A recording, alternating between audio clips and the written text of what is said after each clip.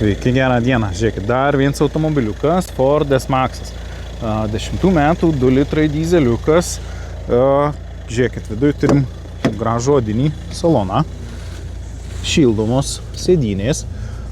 Ekranas liečiamas, navigacija, priekinis šildomas stiklas, ridos turim 325 000, visi aptarnavimai atlikti Fordo centre.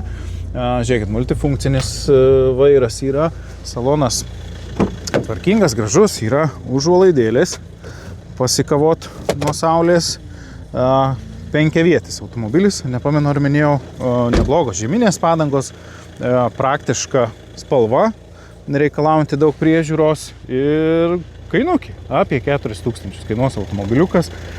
Jeigu reikia finansavimo, galite įsigyti gerom sąlygom, 5% fiksuotos metiniais palūkanos.